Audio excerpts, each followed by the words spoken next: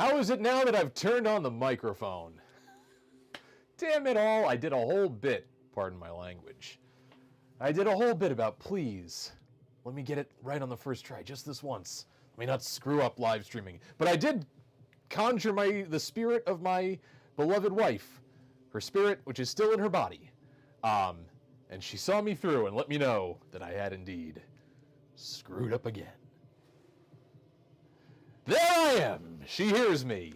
Much to her own chagrin, I'm sure. I'll also reintroduce... oh, well, no, we're not on that camera yet. Well, you'll see him anyway. My little buddy here, this is Jack.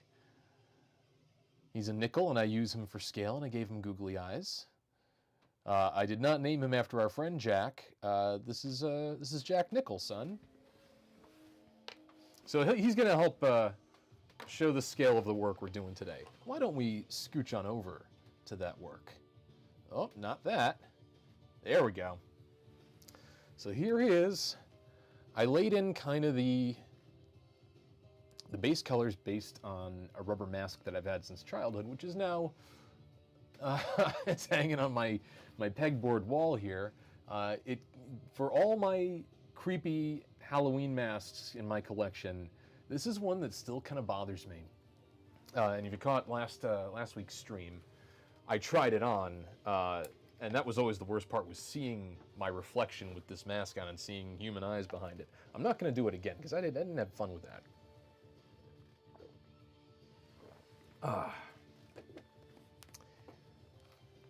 So I do want him to be somewhat realistic by the end of this.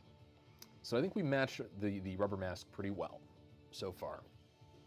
But because Eric the Phantom is a living character, not undead, I do want to have some red tones in his face denoting that there's blood pumping through them phantom veins. Things you thought you'd hear on a Sunday evening.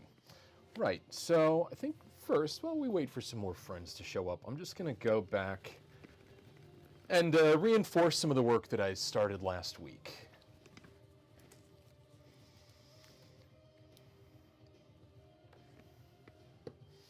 We went into his shirt front and tie and waistcoat with this camel color, which I realized too late is a multi-surface paint, so it does have a little bit of a gloss. It can be a little bit thicker. Let's try to thin out what we have in here with some water. Just like to wet the end of the brush with some clean water. And yeah, let's just start evening out what we did in there.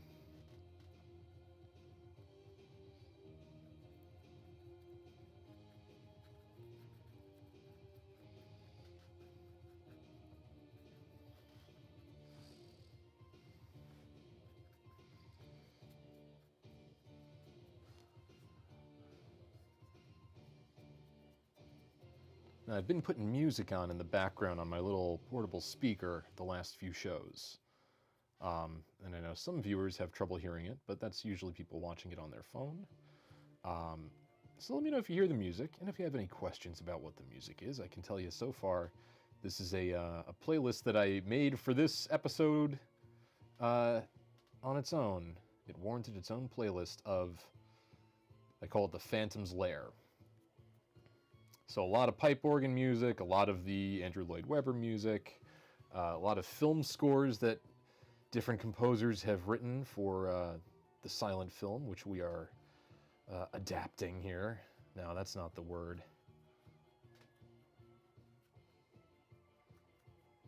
Trying to emulate. Yeah.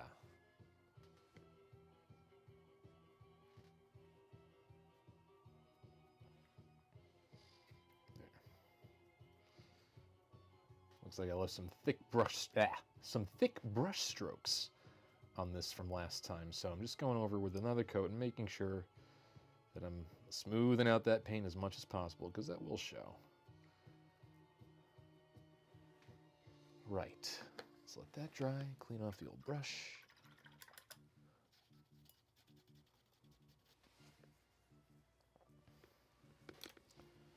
I conjured the spirit of my beloved wife yet again. You hearing the music? Should I turn it up? Should I turn it down? Should I stop fussing over the music? While I wait your response, I'm going to blow dry this shirt front.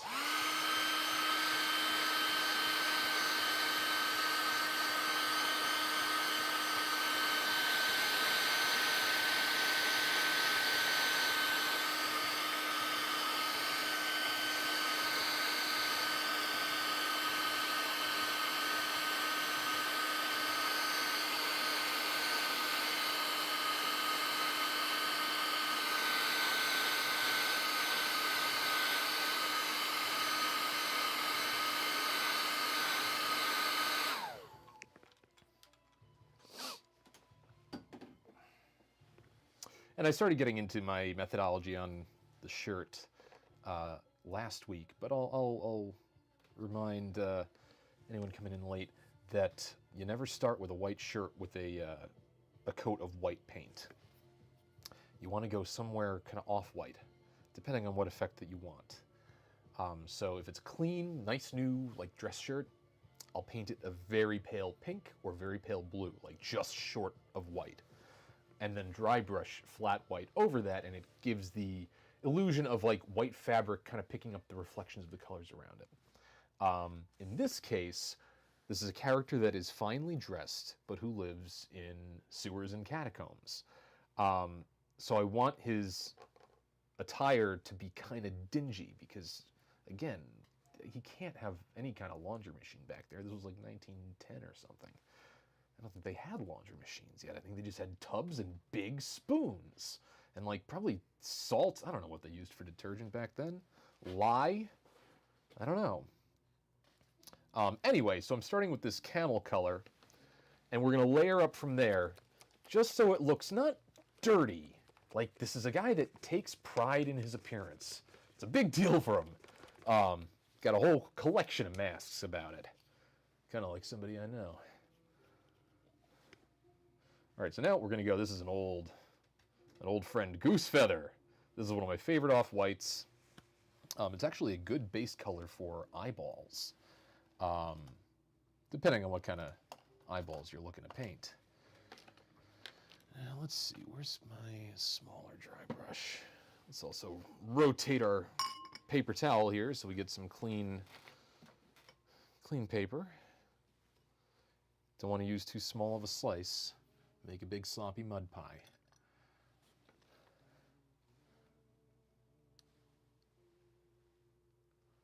All right. Well, the spirit of my wife has spoken. She can't hear the music, so I'm gonna turn it up. What the heck? What are they gonna do? Demonetize me? All right. Where? Ah, I think I see it. Now, why would I put it there? I know how dumb I am. Why would I ever think I would find it back there? In the cup full of all the brushes I frequently use. But it's the smallest one. I should have had it at the front. Whatever.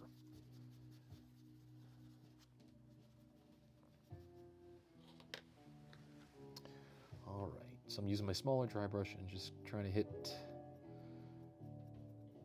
the highlight details. You always want to go lightly and test it out because it's easy to layer up, but very hard to work backwards if you went too heavy. And you've seen me do it. I do it all the time. I'm not one of these polished technical artists. I just like making little monsters in my basement, man.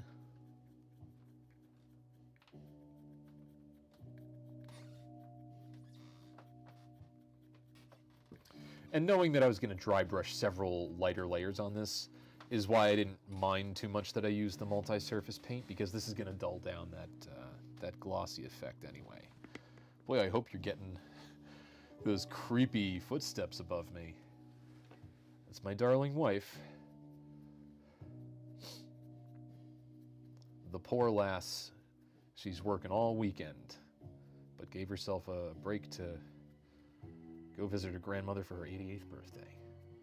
And that's what we did right before this. But I'm glad I got home in time A little later than my usual target slot, but hey, maybe we'll just make it 7 going forward. All right, there. You see how that's starting to do something.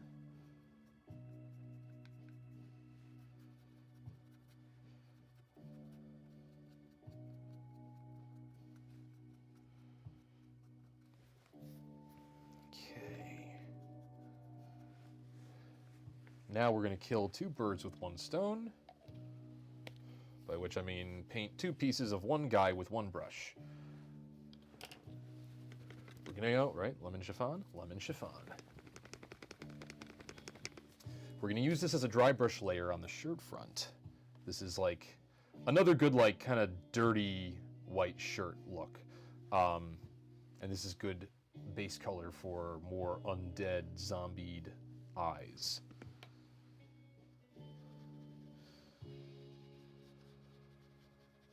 Which maybe, I don't know how we're going to do that yet.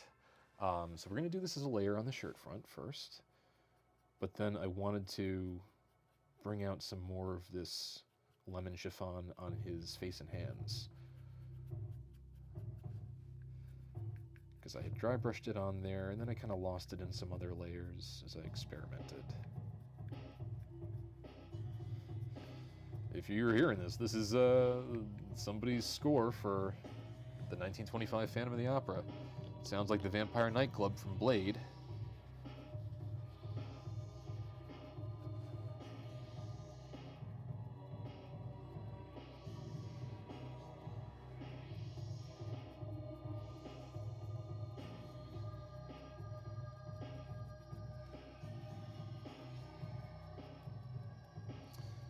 But now we'll have to remember, when it comes time to do the shirt cuffs, what this formula was. Camel, goose feather, lemon chiffon, and then we're going to do closer to pure white. Give him some dignity. Don't let him have a really filthy shirt. Right, we said we were going to double up on the lemon chiffon. Anyway, I don't think we used this smaller dry brush on his face last week.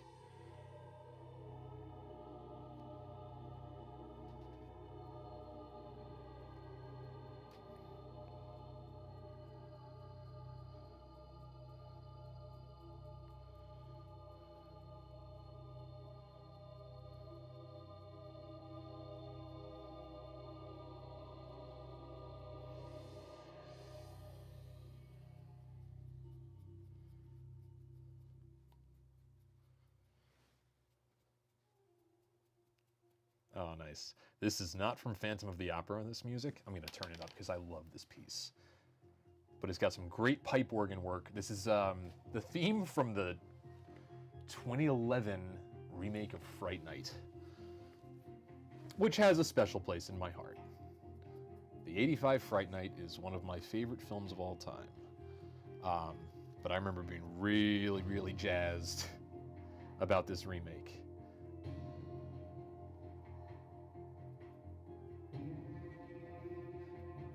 I don't know if you saw what I did there with the paper towel, but I sometimes will dip my dry brush in the water, and this will help kind of spread out that color and marry all the layers together. But you want to go easy because then you can obliterate some of your shadows and highlights. Ooh, I'm liking what's happening here now, because it's starting to read as like a lighting effect. And it is making it look more like pale skin and not neon famous monsters surrealist Phantom. Okay. Yeah, let's leave him with that.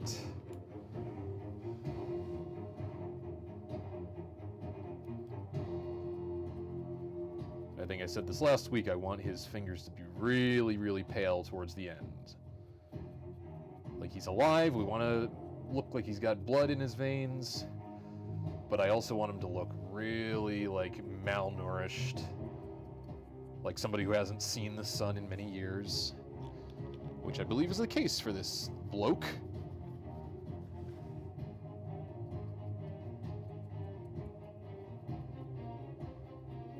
Although if he sneaks out like in a disguise, with one of his masks, or like bandages like Darkman, that would answer the laundry question.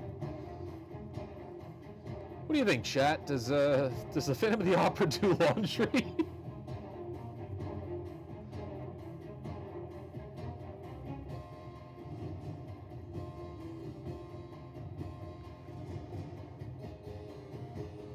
Okay, where's the other hand? Ah, hidden.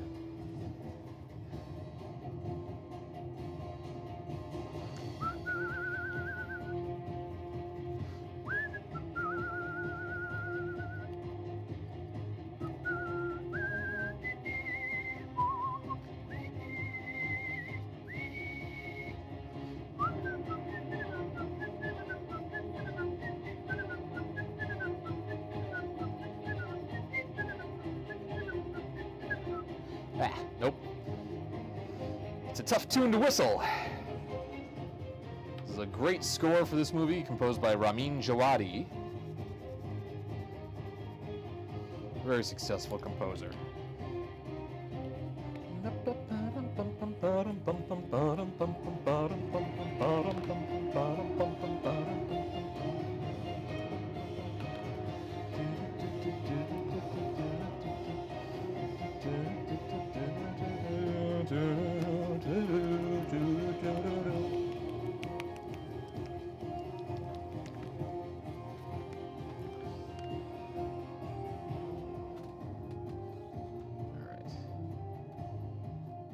Now that that absolute banger of a vampire film score is done, we'll turn it back down so I can hear myself think.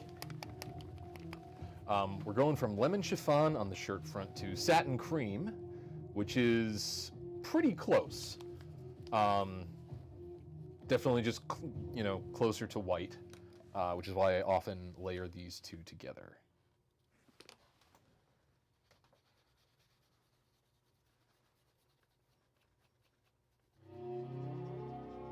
Oh, here we are. Yes, haircut. I have haircut. I can't tell you how many projects I've abandoned in this vein of trying to get a web series going on, model painting tutorial, all because I would let the project sit for too long and then my hair would change and I was trying to make everything seem like it was filmed on the same day and then I just never edited it. There are like so many lost episodes of this show that I've barely begun. Some back when I had long hair too. Those are frightening to watch. Why am I telling you people this? Laundry in the river at the very end. Yes, he did his laundry in the river. Really, the whole city helped him do it.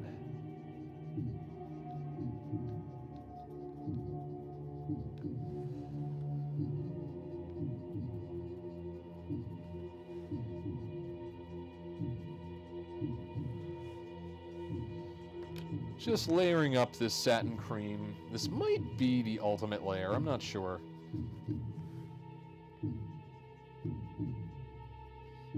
Yeah, I want to get a little more contrast on there.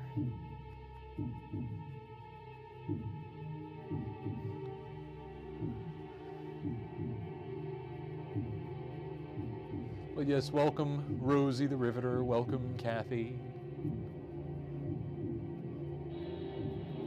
Wasn't sure if I'd get to do this today. We had a busy one. We were seeing family, we were volunteering. I went for a hike on the local trail.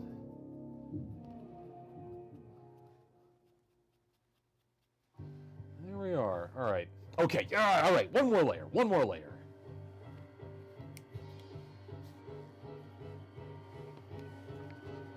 We're going for wicker white.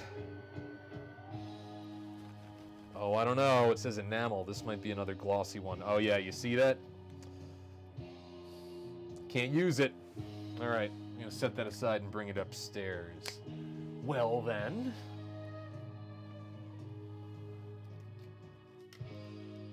Good bleached sand. Okay. Oh, no, right here. Warm white. Don't worry, bleached sand. We'll find a use for you somewhere down the line. Oh, no! Oh, no! Oh, no! Oh, I'm sorry. I think I'm gonna get demonetized for that. Oh. The music definitely helps.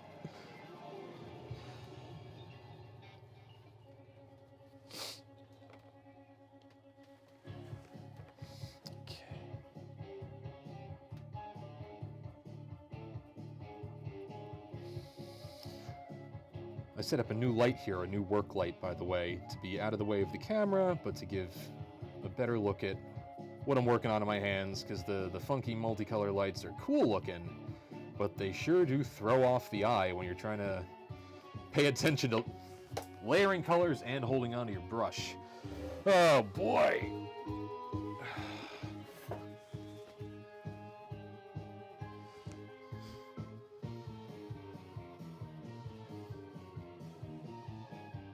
Sir, have you been huffing vinyl models this evening? No, Officer, why? You have any?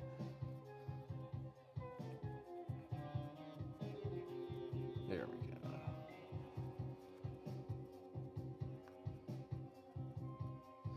go. Okay. Now I'm going to do that trick where I just wet the brush, dampen it, and we're just going to smooth out some of those rougher sections. Mostly where the texture is flatter, just so we don't lose that contrast.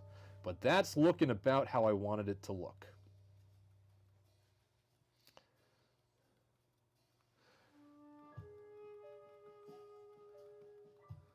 Now, having done this, I'm torn about leaving the tie white. Originally, I wanted to give him a purple tie. But it looks really good white right now. But that would be the lazy way to go. Just because it looks good doesn't mean you shouldn't go after what you want. Okay.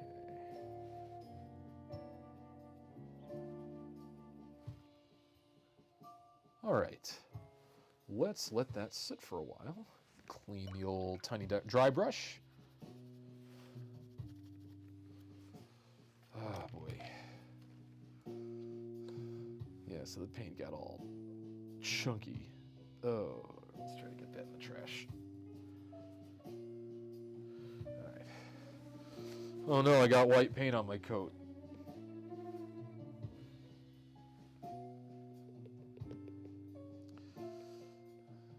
Oh. And that's what I talk about when I say take care of your paints. Clearly, at some point, I did not take care of this one. So we'll have to go in and clean that up later.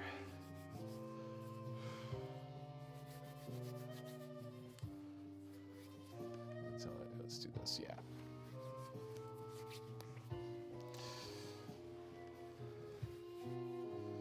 All right.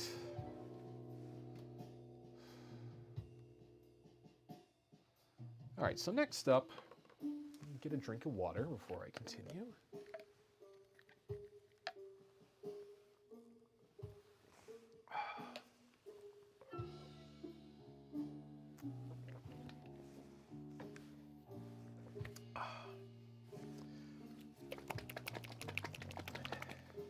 We're going to use this black cherry, which is a pretty good match for the color of his lips on the rubber mask that I'm trying to match here. But I'm going to use it for the color of his gums as the base. We got a smaller brush than that. That's a good one, yeah. So going in with a fine tip brush, black cherry, here we go.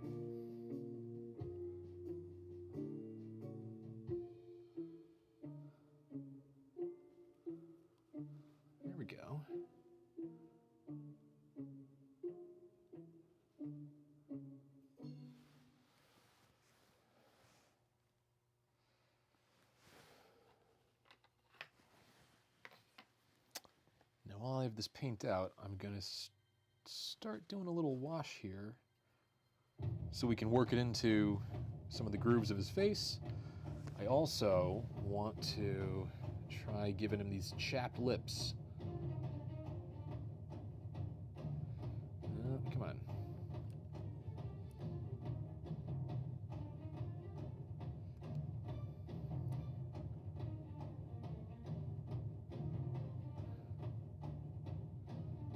I don't know if this is going to work on him, at least not with this brush. Let's see.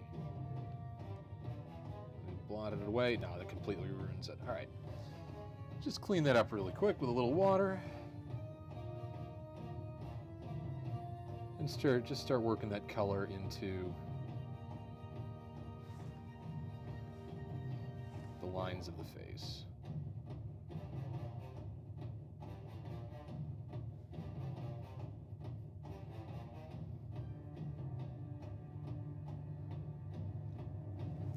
The way I see it, when I started this, or where we left him anyway, I made him look like the rubber mask. And by the end of today, I want to make him look like a human.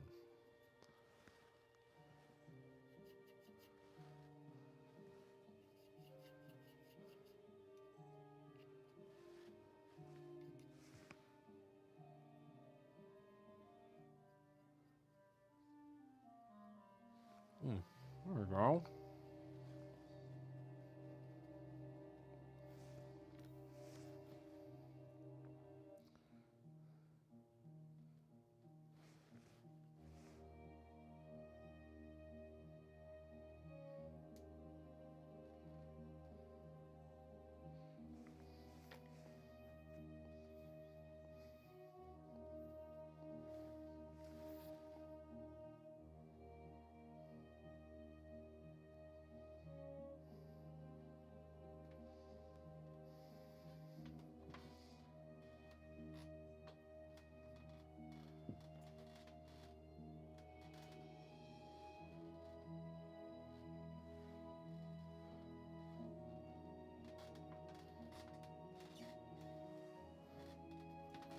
Now, I don't want to do this wash unilaterally across his face. I'm trying to go spot by spot and especially concentrate it in the lower half of the face where a lot of our blood tends to make us blush. Because different parts of the face get different color washes. We'll get a little bit in the forehead. Just to bring out those lines. Yeah, there we go.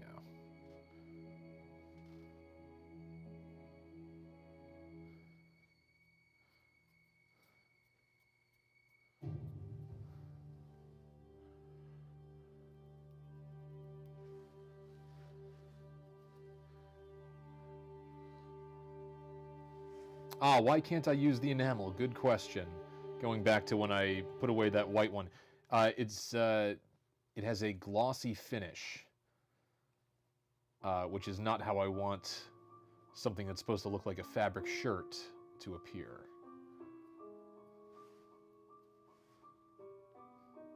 And I'd already made a similar error on the base color, but that was okay because I knew we were dry brushing over it, which would dull it down.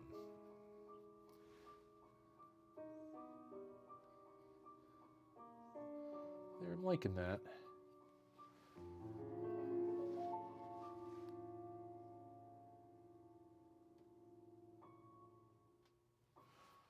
All right. But we're not going to use this in by his eyes.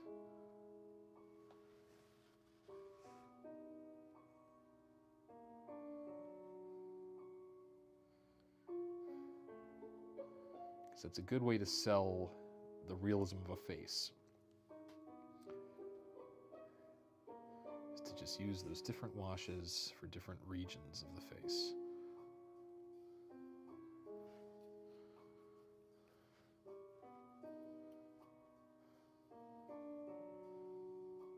There, so it's still looking true to the rubber mask, but just bringing in that wash alone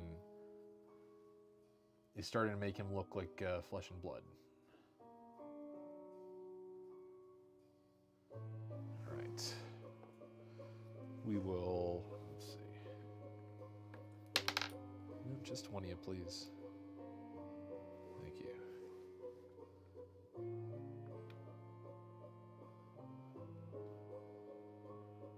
Come on. There we go.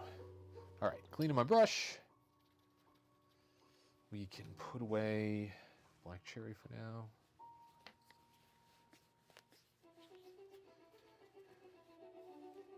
Come on now.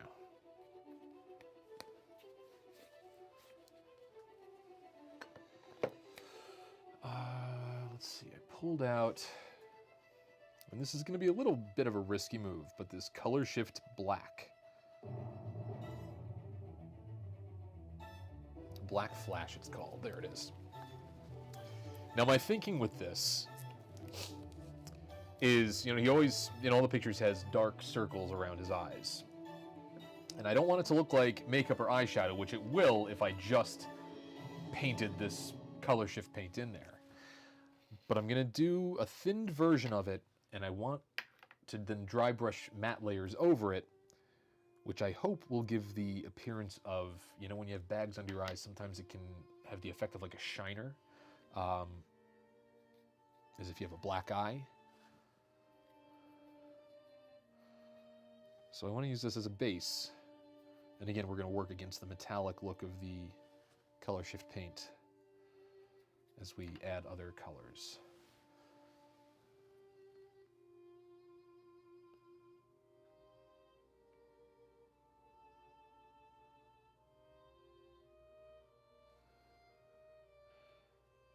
Yeah, I like that. A little more, yeah.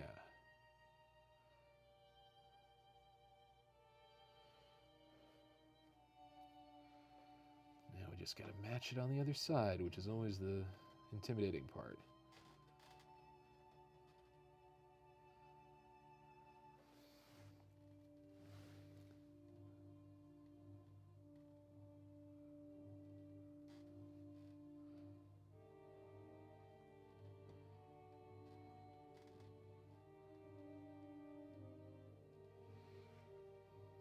Yeah, that's looking like something.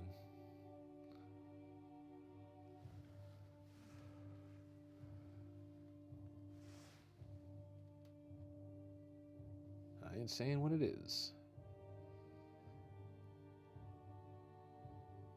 Just paint.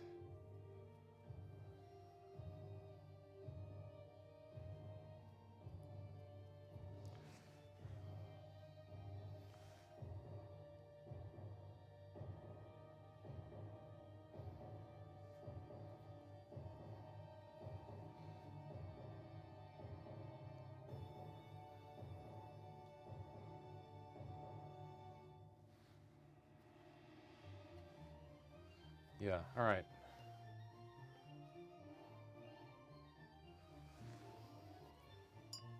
Oh, you know what we didn't do?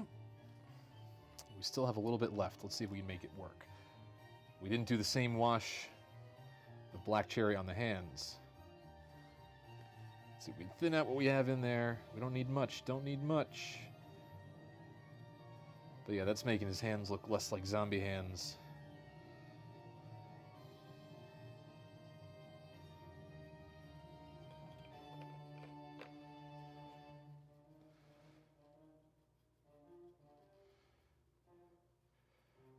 Yeah, sometimes you gotta paint creepy undead zombie skin or vampire skin or neon-colored alien skin.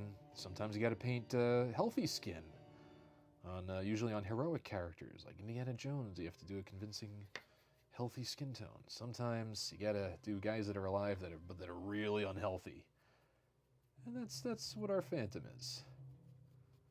This guy's in terrible shape.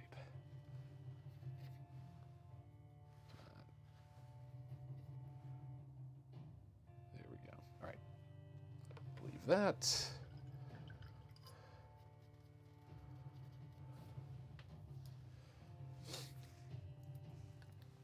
So another layer that I wanted to use as a wash in his face was right here, mulberry. But I think we should be prudent and hit him with hairdryer really quick. Because if you do a wash over a wash that isn't dry yet. What? What? Who's there? God, I hope you're all hearing this.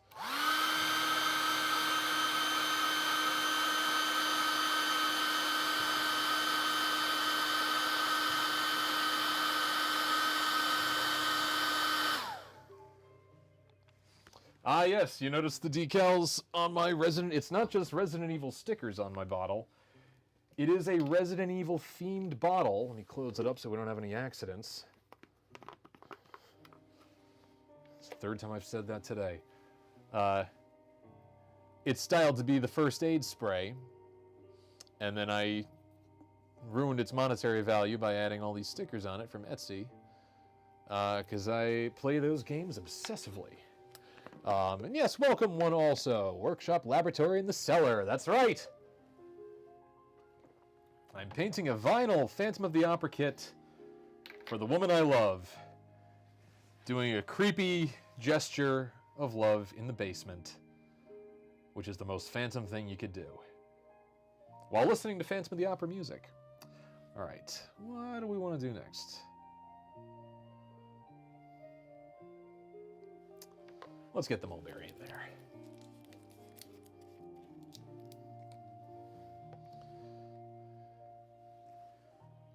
And I'm just going to use this mulberry to kind of fill some of the spots that we didn't hit with the black cherry wash.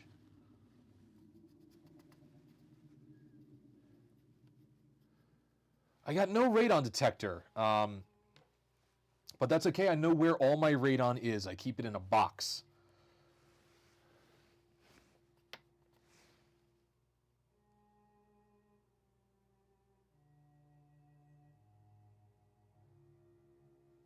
There, that is kind of easier to blend into the rest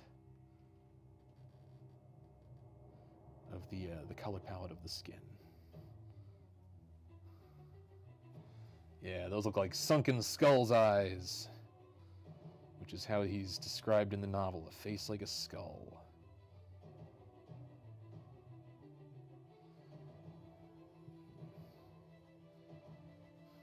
Trying to give him the cat eye here.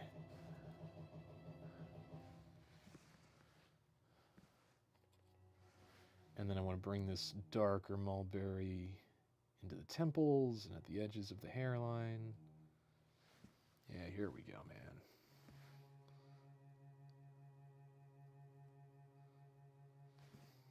Well, this bit of music sounds like Resident Evil. Sounds like the first floor mansion music.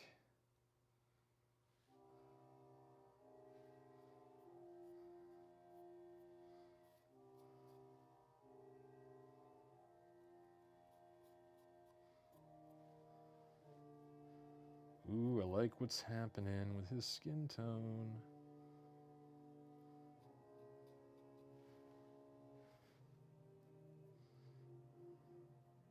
All right, he's starting to get a little impressionistic, but I'm here for it. I know that I said that's not what I was going for, but let's just see where this takes us.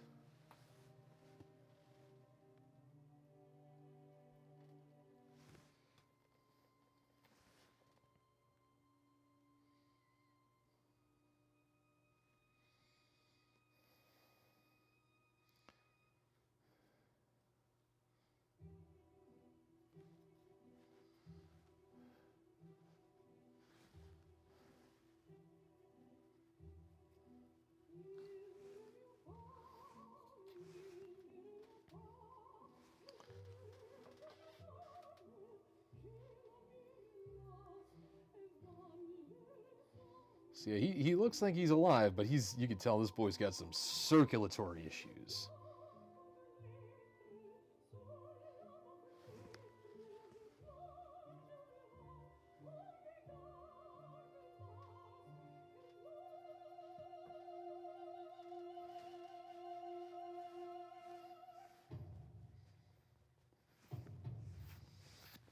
The tip of his bald head looks like when you peel a hard-boiled egg, and it's that greenish-gray yolk.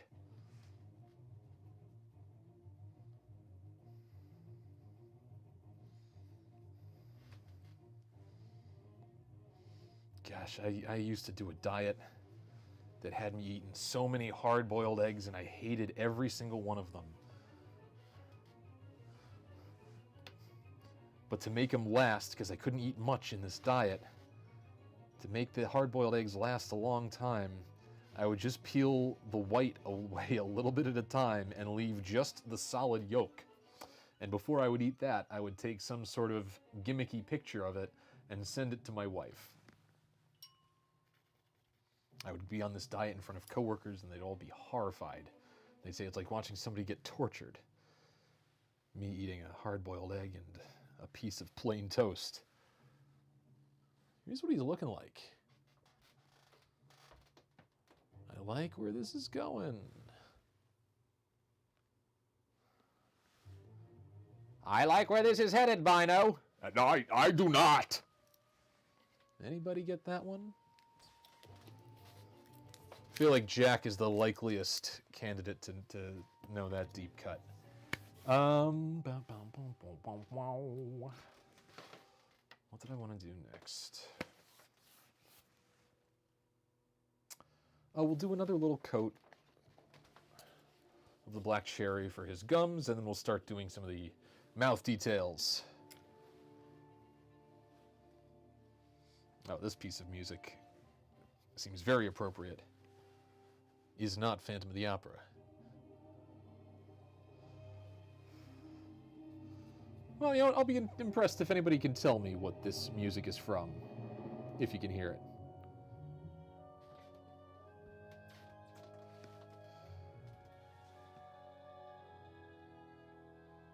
Gonna bring in some more of the black cherry.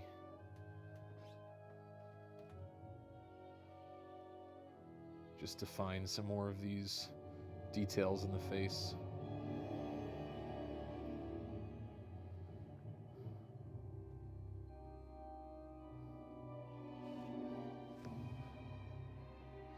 Egg equals love.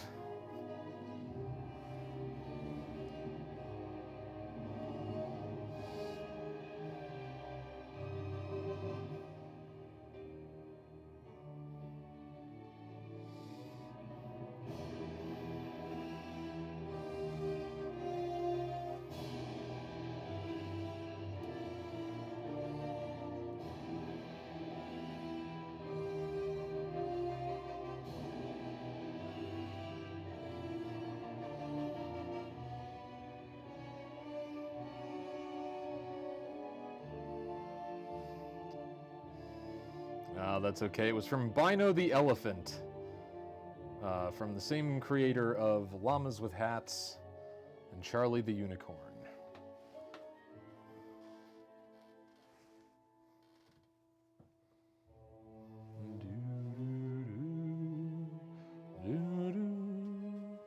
Well, here's something I like to do is I like to get some red in the ears, and especially in the earlobes. Make his earlobes look flushed, you know? You ever get flushed earlobes? I'm mostly Irish, so it happens all the time.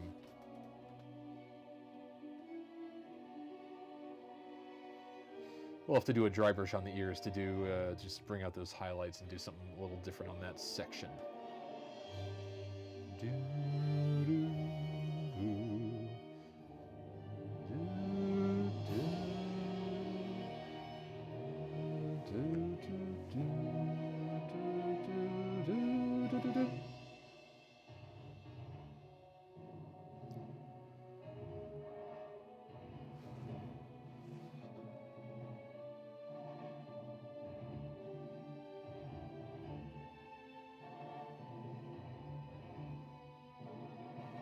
Yeah, all right.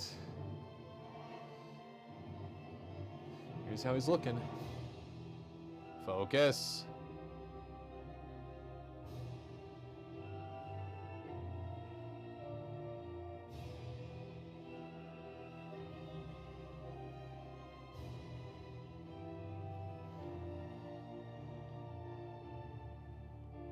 Come on, buddy. Stay. All right.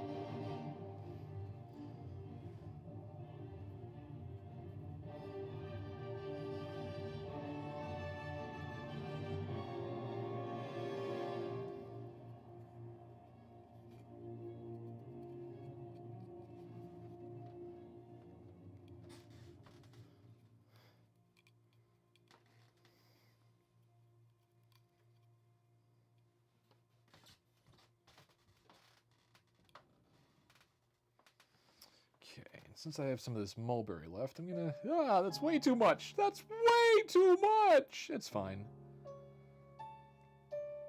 Just have a little contrast. I want to bring the mulberry in at the wrists.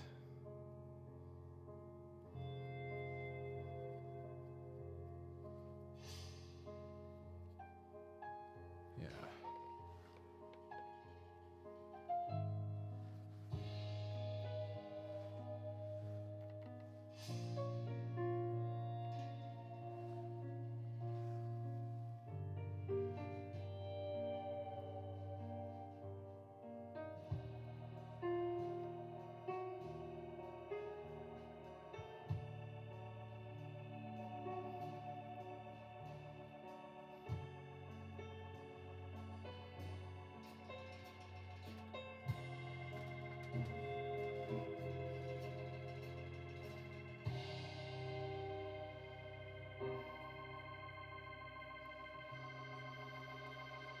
There we go.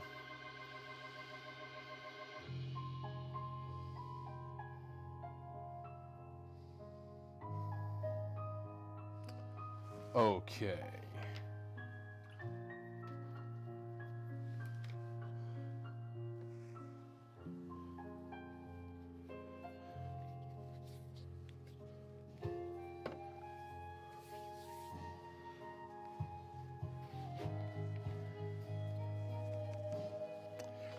Before we go ahead with that, let me go back into Lemon Chiffon very briefly to just do a little cover-up on our facial details with those washes. Up to a point, this process just becomes doing a wash to bring out the shadows, and then going over that wash with a dry brush to bring out the highlights, and then going back in to bring out some more of the shadows, and back and forth and back and forth.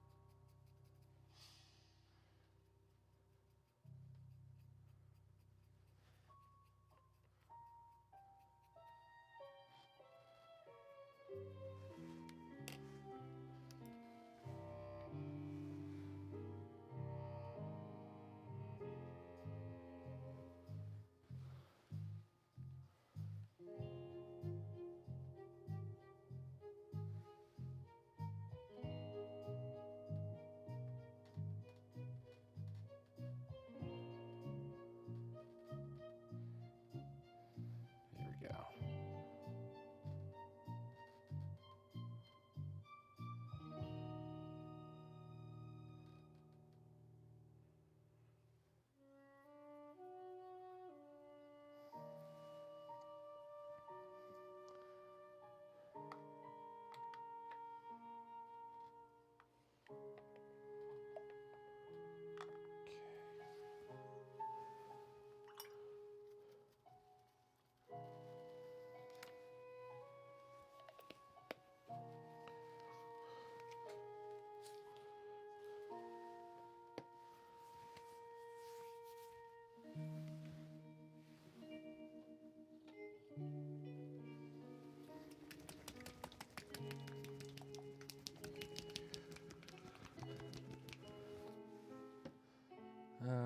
Yeah, before we get to that,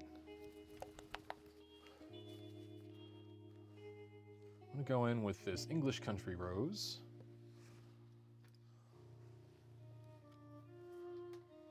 I'm just going to put a little paint on the brush and almost treat it like a dry brush. Not going to be rough with it like you would,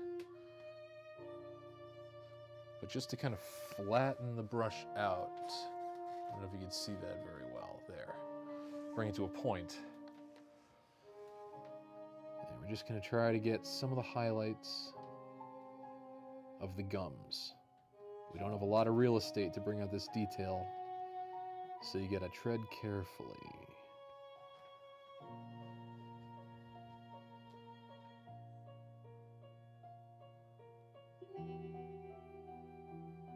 There we go. And we don't see his lower gums, so once those upper gums look good, which they do, come on, there, we're gonna leave that there. Maybe try smoothing it out a little bit.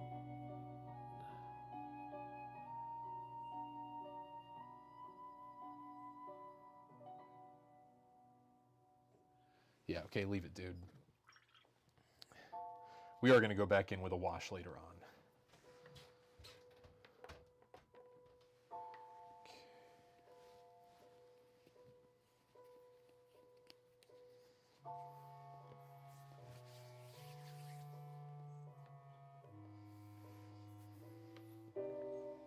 So I think we're going to go back. Where did I put Goose Feather? Right here. One of Goose Feather's many uses, besides stuffing pillows. I mentioned it being the base for eyeballs. It's also good base for teeth. So we're going to go in now and try to get each tooth just a little bit. In fact, let me try to wipe a little paint off the brush. There we go.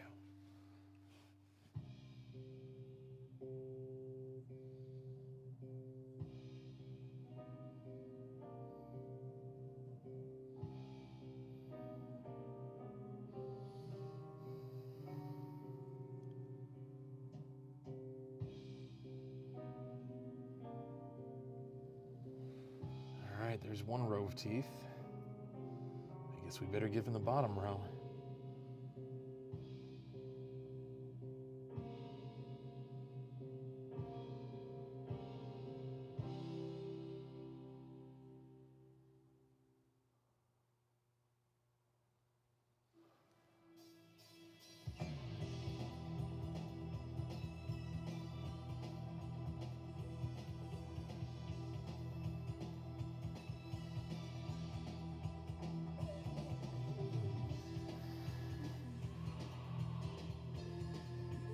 There he is.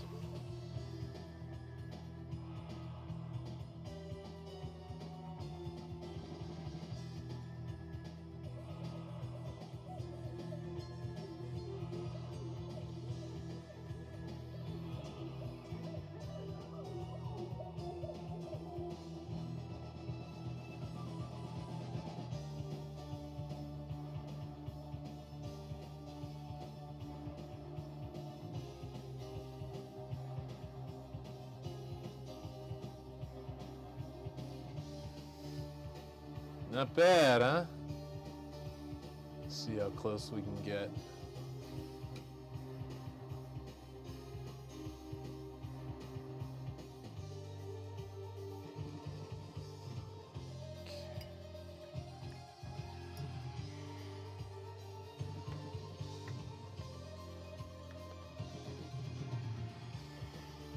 You know what? I'm seeing so much progress on his face. I want to see what he looks like with hair.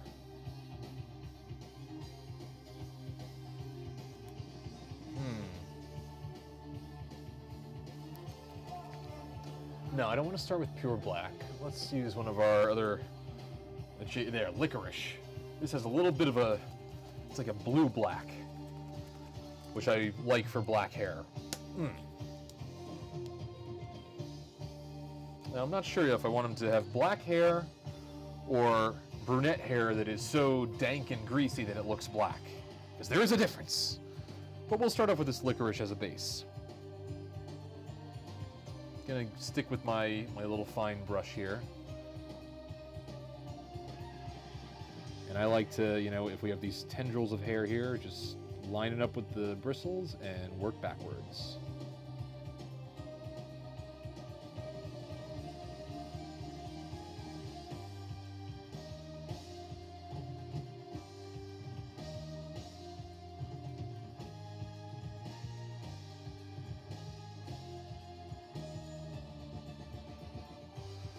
I'm not worried about coming out here just yet. I'm concentrating on working back from one edge and and then we'll fill it in later.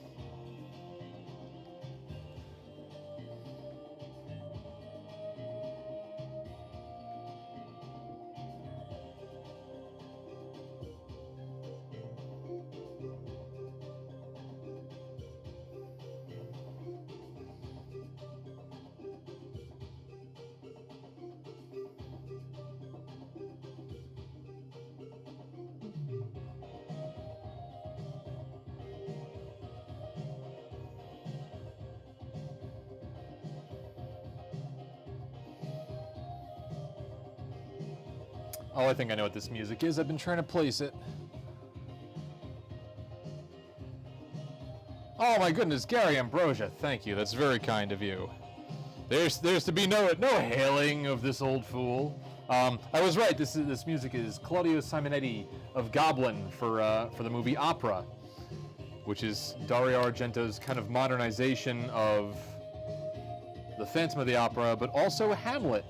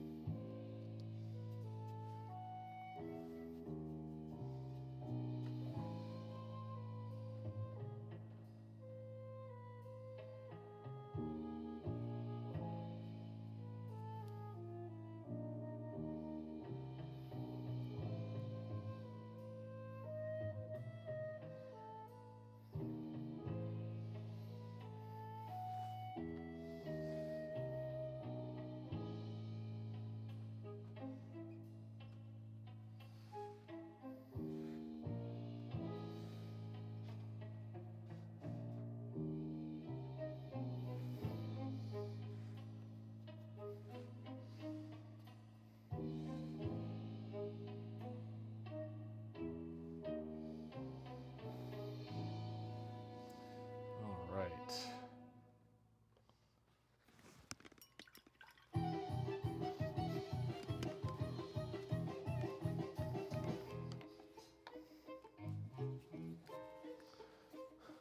You gotta do a little dance sometimes, you know? Let's have another drink of water.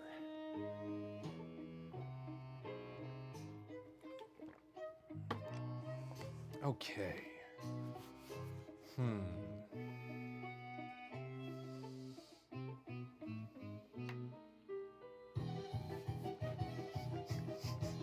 How can I not dance to this? Come on.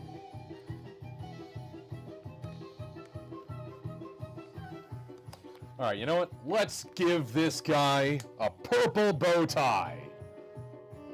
And you know what? I'm going to a wedding next weekend in which I'm required to wear a purple tie. So this will commemorate that wedding.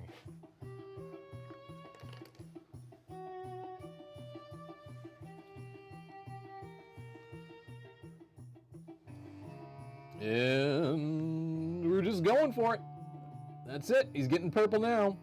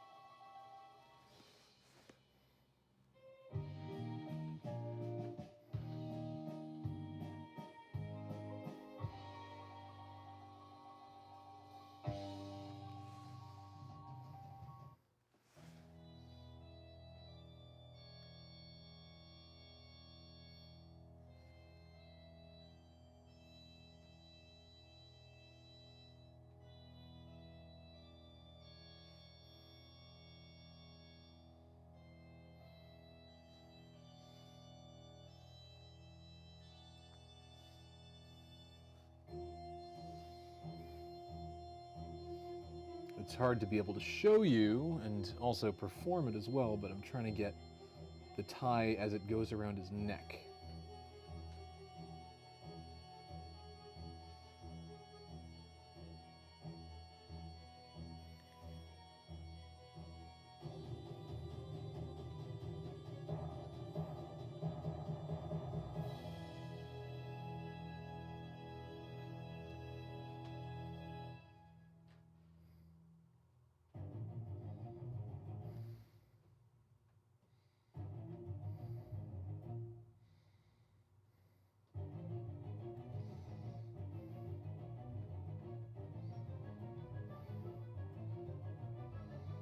This paint is looking a little thick, so I just want to make sure I don't leave heavy brush strokes. I just put a little water on the brush to thin out what we've got. You want to be careful, otherwise you're going to just start wiping off paint.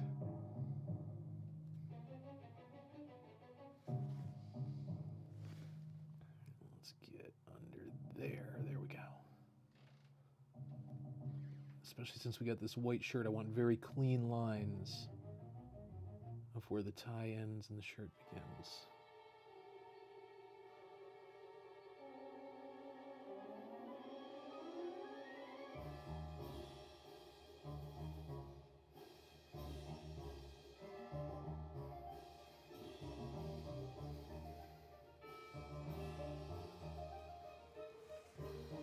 All right, let's let that sit.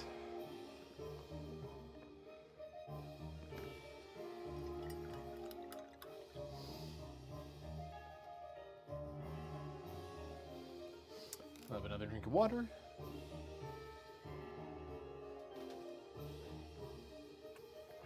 I'll tell you what, since I've got this dioxazine purple out, we're going to give the lining of his cape a matching color. Here's the cape again.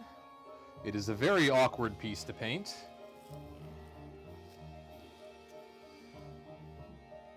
I'll start with my biggest brush just to get the surface area.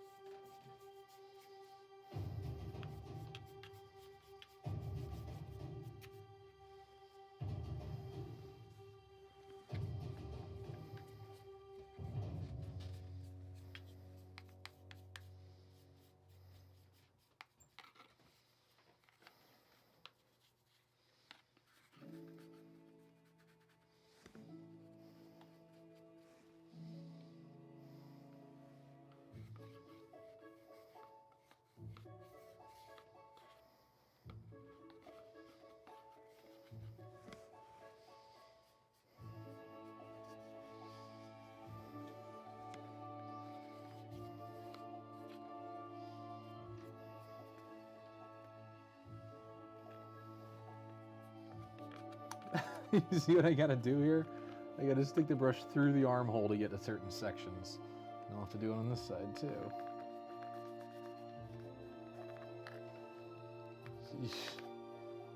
Alright.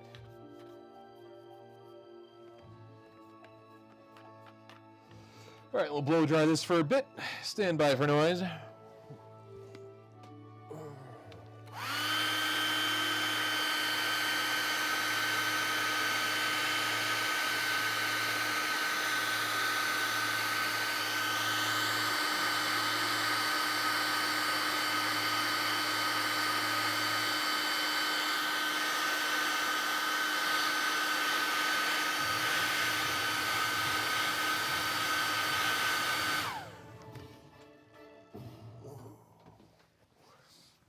Yes, Jack, I just saw your question.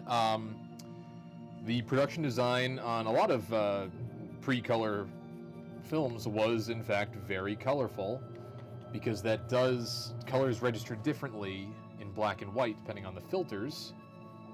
So they would use that to great effect, especially in the Frederick March Dr. Jekyll and Mr. Hyde has a one-take POV transition shot where they painted like red, green, and blue makeup on his face in stages and had all the lights on. Or it might have been they only had the red light on so he looks normal on black and white, and then they put the blue light on and that brought out some of the other makeup details, and then the green, and they did the same effect in another old movie called Oh, the Octopus, I think is the title. Where an old woman turns into like a sea hag or something, all in one take. But yes, similarly, the set of the Addams Family TV show in the 60s, which was always in black and white, that set, that like living room of theirs was bright pink wallpaper.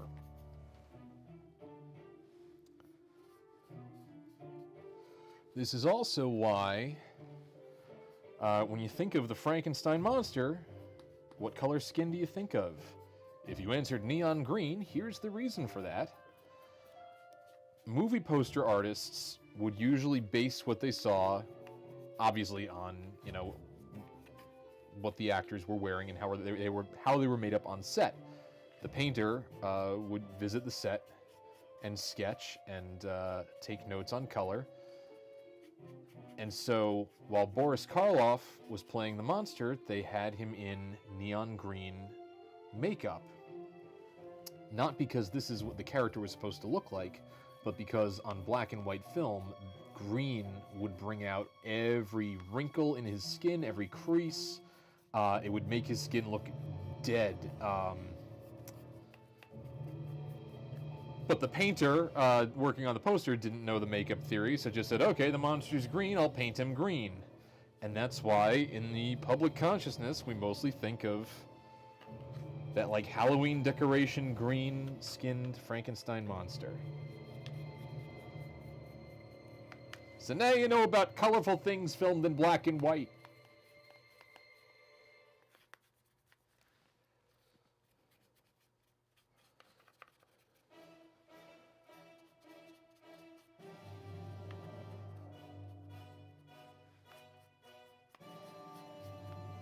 All right, I'm going to let this sit for a while and clean off this brush.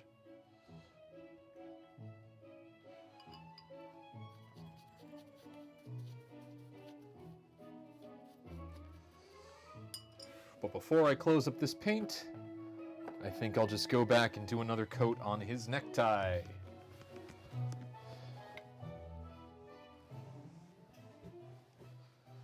All right. Bringing the music down because I have trouble hearing myself talk. And you know, what else do I love the sound of more?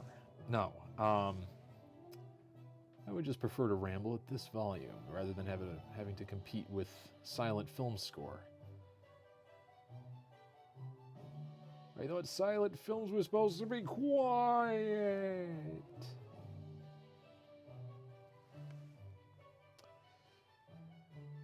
That is a tiny green Frankenstein. I almost pulled him out as an example. This was a McDonald's or Burger King toy. They did a Universal Monsters toy line. This is one of my, from childhood, not reacquired over eBay. He has clear plastic head and hands, and he came with an operating table set that I don't remember lighting up, but it would explain why they made him clear plastic. But yeah, he lives in here now.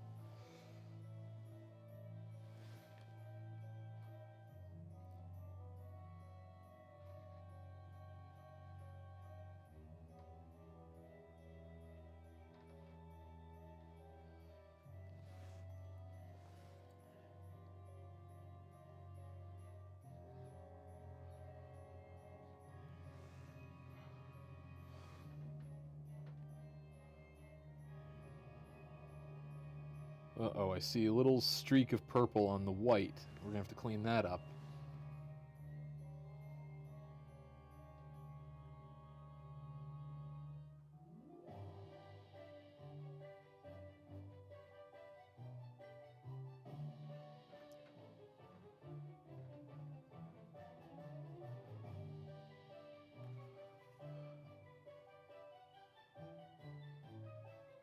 Well, but going back to the use of color in black and white, in this 1925 film, they actually shot some early color footage with one of the original Technicolor processes. And it's the scene in which the Mask of the Red Death appears, which of course is our buddy the Phantom.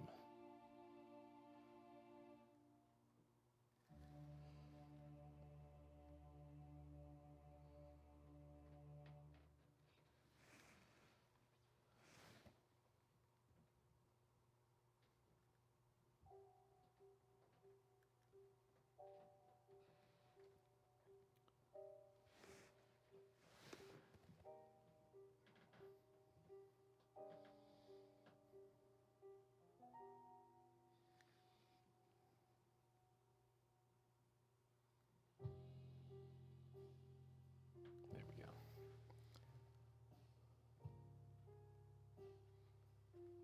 All right, let's try to clean up that one little bit of purple there.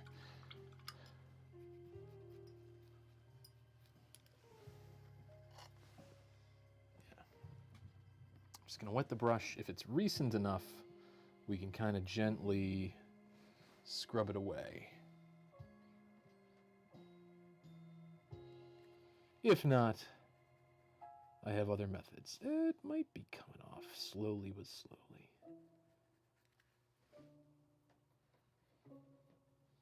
No, okay, we're gonna have to clean that up another way. But let's wait until we're done painting the tie because I might mess up again. And we should just give it a fresh pass all at once to cover up those little mistakes. All right. I think I'm getting close to a stopping point for tonight. But I'm going to go back into my lemon chiffon.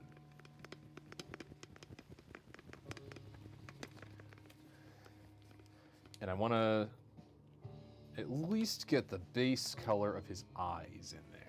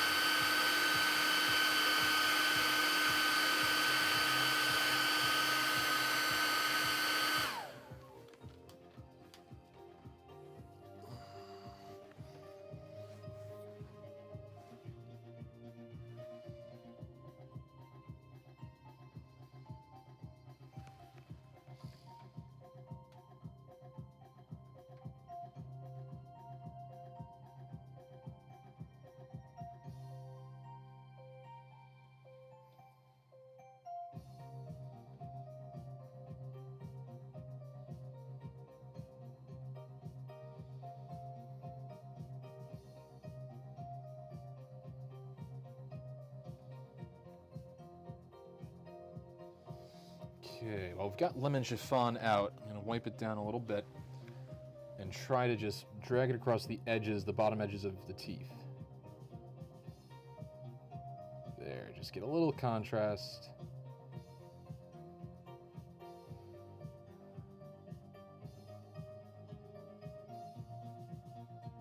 And now same thing with the edges of the bottom teeth.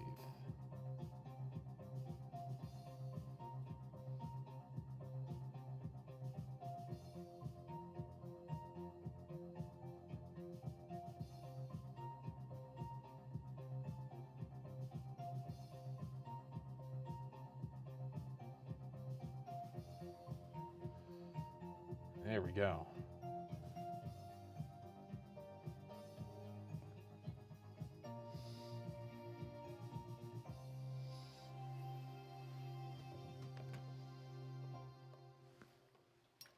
Point.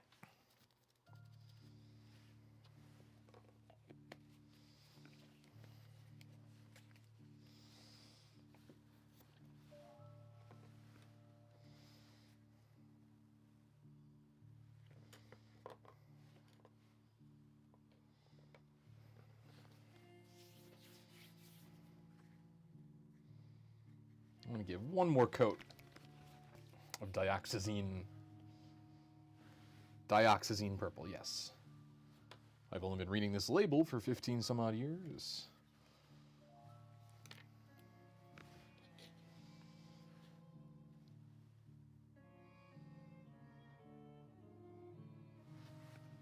I'm glad you look forward to art streams someday.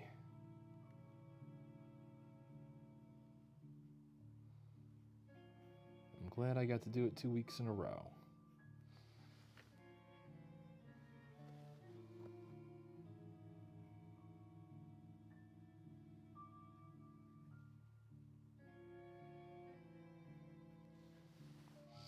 Yeah, the tricky thing with this dioxazine purple is that it's kind of a transparent paint.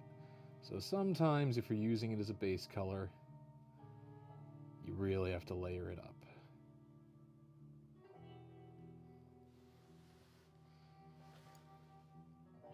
But it's a fun color to work with if you can get it to work.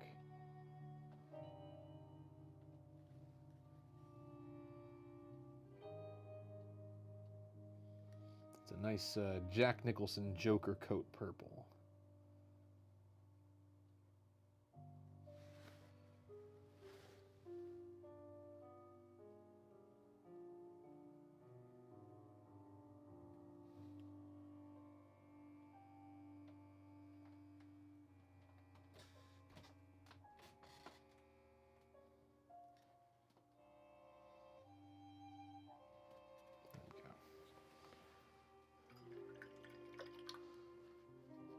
Yeah, I'm going to finish the tie just because I want you to see what I'm going to do next.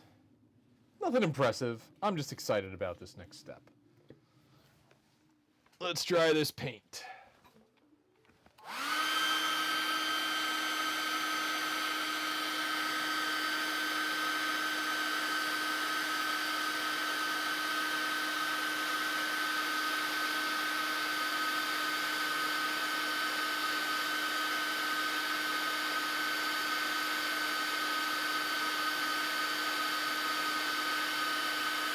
Okay. Paint dried.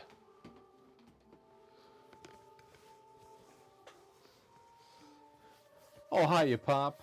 Thank you. I'm glad it's looking good. The man who taught me to paint tiny monsters, ladies and gentlemen. All right. Now I have a couple of options here. I want to dry brush some sort of metallic or color shift paint onto the purple. And whatever I do, it's also going to go on the inside, the lining of the cloak. I think we're going to forego color shift as much as I love using that tool.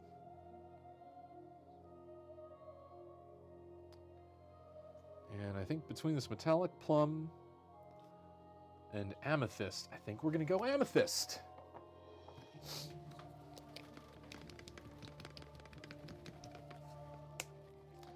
Gonna grab my smallest dry brush again. Where'd it go? There it is.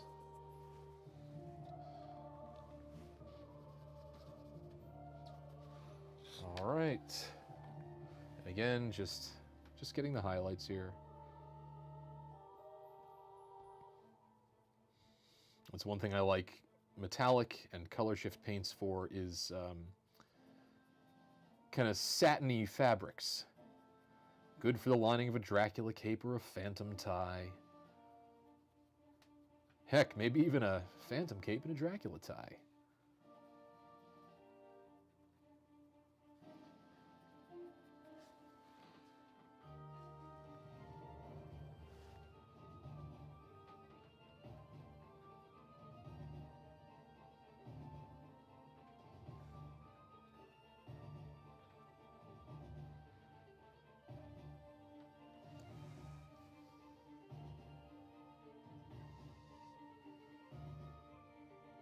Ah, heck, I'm gonna try a little of the color shift, man. Where'd it go? There it is. These are always very thick. Yeah. Just get a little bit on there. We'll mix it in with where I was dry brushing the amethyst. It's just that amethyst is so pale that when it's dry brushed, it makes it look a little more silver than purple. So I want to try to get some more color in there. We'll start from the bottom and just go up.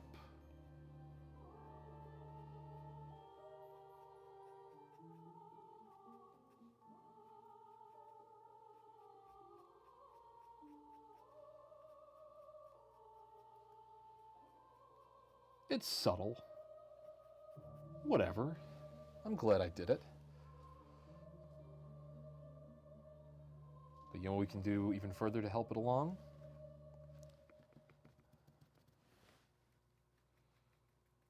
This isn't it. This isn't what I was talking about. Let's give this a quick blow dry.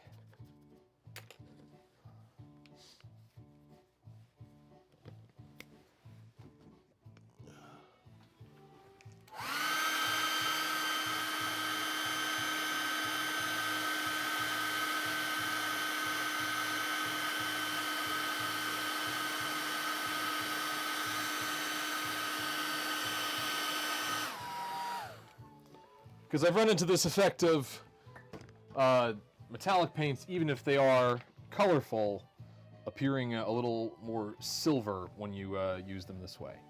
So I found you just go in with the color, the base color, and you do a thin wash over it, and it'll help dye that metallic paint without really ruining its sheen. Let's see, we'll use this brush.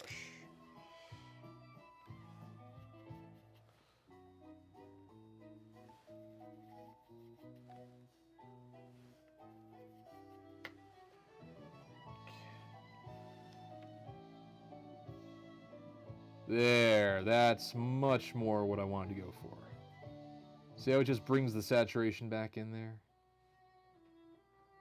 But we're still going to have that silk tie effect.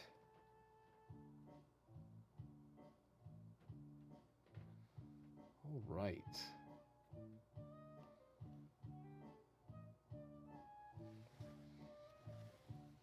Try to just get some more in the crevices in the fabric.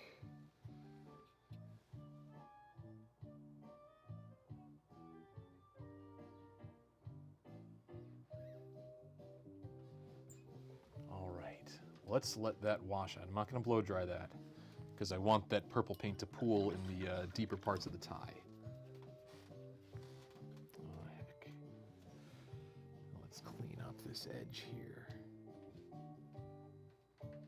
Oh yeah, that wash really facilitated that. Try to do the same thing on this side.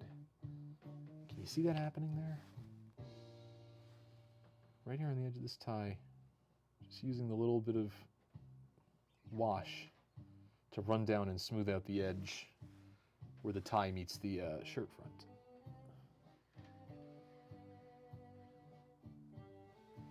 Just things that help make the kit look a little more cohesive and realistic, staying within the lines on a three-dimensional object. That's the name of the game. Okay, now I'll set that down, clean the old brush,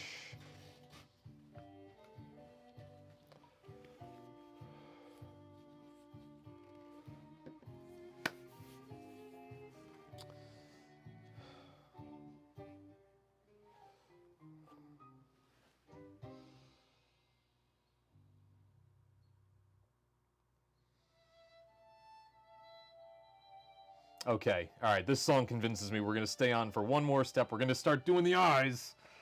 This is really intimidating, everybody. But this piece of music is amazing, and I'm going to shut up so you can just listen to it.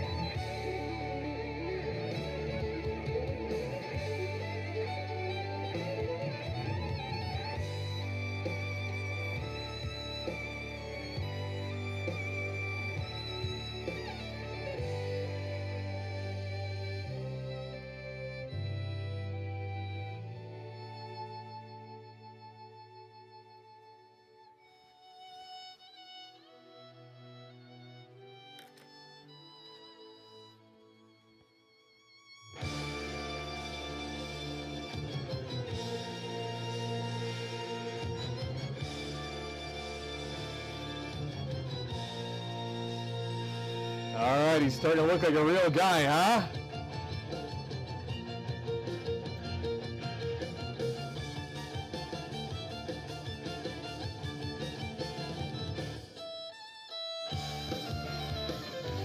right, I say we end on that note, huh? Well, this was a productive evening. I want to thank all of you for stopping by and chilling out with me on a Sunday evening as I paint an anti-hero of the silver screen. And I'll just bring him up here. I don't know how well this lighting's working for you, but here's how he's looking. I'm very pleased with the placement of the eyes. I will get into more of the eye detail next time. I might even try rigging the GoPro to my head, which I've done before. Oh, thank you, Pop. Yeah, and the way I'm going to have him posed, he's going to be kind of like pointing at you in the direction that he's looking. He makes some good accusatory faces. Let's see if we can get some light on him. Come on.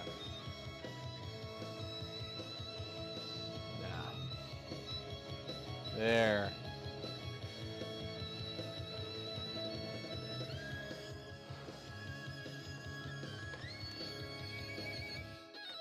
All right. Stop the music there. Turn off the speaker. Well, again, I'm glad we got to do this. Thank you for stopping by.